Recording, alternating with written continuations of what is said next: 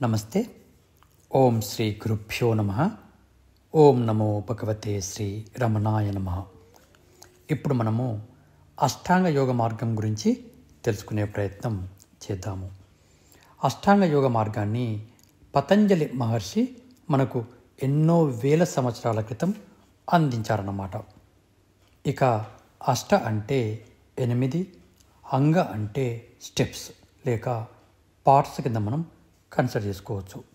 ఇక అవి ఏమిటంటే నెంబర్ 1 యమ, నెంబర్ 2 నియమ, నెంబర్ 3 ఆసన, నెంబర్ 4 ప్రాణాయామ, నెంబర్ 5 ప్రత్యాహార, నెంబర్ 6 ధారణ, నెంబర్ 7 ధ్యాన, నెంబర్ 8 సమాధి.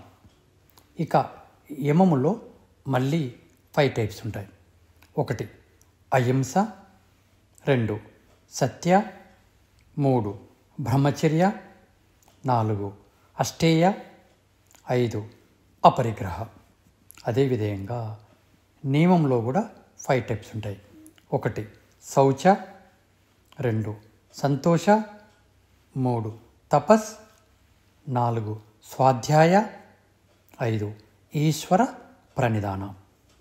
అంటే యమ, నియమ, ఆసన, ప్రాణాయామ, ప్రత్యాహార, ధారణ, ధ్యాన, సమాధి అనబడే ఈ 8 అంగములను, ఈ 8 స్టెప్స్ని ఎవరైతే తూచా తప్పకుండా సాధన చేస్తారో వారి యొక్క మనస్సు మరియు శరీరము ఆరోగ్యవంతంగా ఉంటుంది. దీనితో పాటు వారు సమాధి స్థితికి చేరుకోగలుగుతారన్నమాట. సమాధి స్థితి అంటే ఎలాంటి ఆలోచనలు లేనటువంటి స్థితిగా మనం చెప్పుకోవచ్చు. అందుకని ప్రతి ఒక్కరూ ఈ అష్టాంగ యోగ మార్గాన్ని సాధన చేసి ఆరోగ్యవంతంగా ఉండాలని కోరుకుంటున్నాను.